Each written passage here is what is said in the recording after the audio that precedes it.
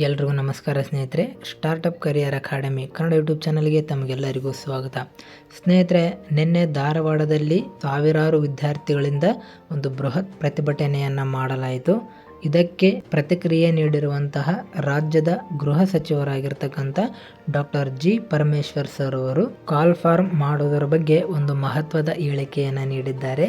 ಯಾಕೆ ಈ ಎಲ್ಲ ಕಾಲ್ ಫಾರ್ಮ್ಗಳು ವಿಳಂಬ ಆಗ್ತಾ ಇದ್ದಾವೆ ಎನ್ನುವಂತಹ ಪ್ರಶ್ನೆಗೆ ಉತ್ತರ ನೀಡಿದ ಅವರು, ಈಗಾಗಲೇ ಒಳ ಮೀಸಲಾತಿ ವರದಿಯ ಗೊಂದಲ ಏನಿದೆ ಅದರ ನಡುವೆಯೂ ಕೂಡ ಎಲ್ಲ ಪೋಸ್ಟ್ಗಳಿಗೆ ಕಾಲ್ ಫಾರ್ಮನ್ನು ಮಾಡೋದಕ್ಕೆ ಒಂದು ವ್ಯವಸ್ಥೆಯನ್ನು ಮಾಡಿಕೊಳ್ಳಲಾಗಿತ್ತು. ಆದರೆ ಇದಕ್ಕೆ ಗವರ್ನರ್ ಕಡೆಯಿಂದ ರಾಜ್ಯದ ರಾಜ್ಯಪಾಲರಿಂದ ಅನುಮೋದನೆ ಇನ್ನೂ ಸಿಕ್ಕಿಲ್ಲ.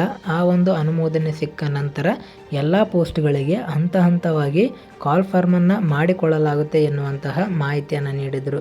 ಇದರ ಜೊತೆಗೆ ಪೊಲೀಸ್ ಡಿಪಾರ್ಟ್ಮೆಂಟ್ ಬಗ್ಗೆ ಹೇಳಿಕೆಯನ್ನು ನೀಡಿದ ಅವರು, ಈಗ ರಾಜ್ಯದಲ್ಲಿ ಖಾಲಿ ಇರುವಂತಹ 8ರಿಂದ 9 ಸಾವಿರ ಪೊಲೀಸ್ ಕಾನ್ಸ್ಟೇಬಲ್ ಹುದ್ದೆಗಳಲ್ಲಿ ಈಗ 4,000 ಪೊಲೀಸ್ ಕಾನ್ಸ್ಟೇಬಲ್ ಹುದ್ದೆಗಳನ್ನು ನೇಮಕಾತಿ ಮಾಡಿಕೊಳ್ಳುವುದಕ್ಕೆ ಒಂದು ಆರ್ಥಿಕ ಇಲಾಖೆಯಿಂದ ಅನುಮೋದನೆ ಸಿಕ್ಕಿದೆ.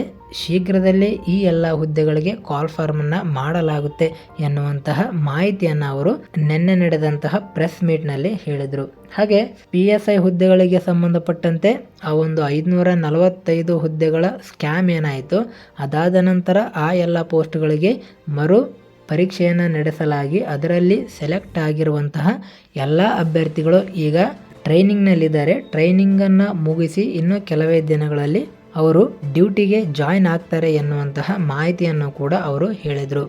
ಹಾಗಾಗಿ ಇವರ ಮಾಹಿತಿಯ ಪ್ರಕಾರ ಇನ್ನು ಕೆಲವೇ ದಿನಗಳಲ್ಲಿ ಆ ಒಂದು ಒಳ ಮೀಸಲಾತಿ ವರದಿ ಏನಿದೆ ಅದಕ್ಕೆ ಅನುಮೋದನೆ ಸಿಕ್ಕ ನಂತರ ಬೃಹತ್ ನೇಮಕಾತಿಯನ್ನು ಮಾಡಿಕೊಳ್ಳಲಾಗುತ್ತದೆ ಎನ್ನುವಂತಹ ಮಾಹಿತಿ ಕೂಡ ಕಂಡುಬರುತ್ತೆ.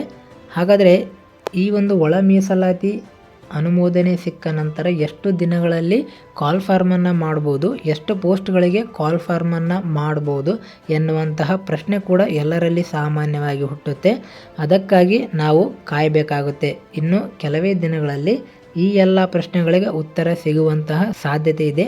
ಹಾಗಾಗಿ ಯಾವಾಗ ಕಾಲ್ ಫಾರ್ಮನ್ನು ಮಾಡ್ತಾರೆ, ಎಷ್ಟು ಪೋಸ್ಟ್ಗಳಿಗೆ ಕಾಲ್ ಫಾರ್ಮನ್ನು ಮಾಡ್ತಾರೆ, ಹಾಗೆ ಯಾವ್ಯಾವ ಇಲಾಖೆಗಳಿಗೆ ಸಂಬಂಧಪಟ್ಟಂತೆ ಯಾವ್ಯಾವ ಪೋಸ್ಟ್ಗಳನ್ನು ಕಾಲ್ ಫಾರ್ಮನ್ನು ಮಾಡ್ತಾರೆ ಎನ್ನುವಂತಹ ಮಾಹಿತಿ ತಿಳ್ಕೊಬೇಕಂದ್ರೆ ಇನ್ನೂ ಕೆಲವು ದಿನಗಳ ಕಾಲ ನಾವು ಕಾಯಬೇಕಾಗುತ್ತೆ. ಅದರ ಜೊತೆಗೆ ಅದಕ್ಕೆ ಬೇಕಾಗಿರುವಂತಹ ಪ್ರಿಪರೇಷನನ್ನು ಮಾಡ್ಕೋಬೇಕಾಗುತ್ತೆ.